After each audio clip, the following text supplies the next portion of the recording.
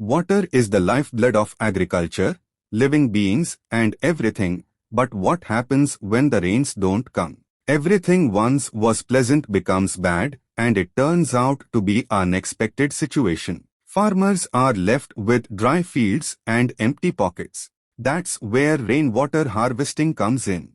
By collecting rainwater, farmers can ensure that their crops have the water they need to grow and thrive. But rainwater harvesting isn't just good for farmers. It's good for the environment too.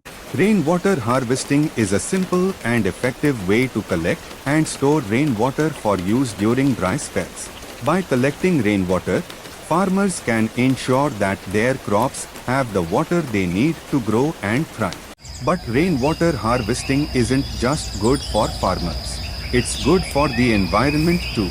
By collecting rainwater, farmers can reduce their dependence on groundwater and surface water sources, which can help to conserve these precious resources. So if you are a farmer looking to secure your water supply and protect the environment, consider rainwater harvesting.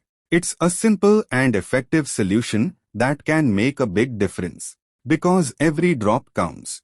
For more contents like this, keep watching our Ninja Kisan channel regularly and get regular updates daily.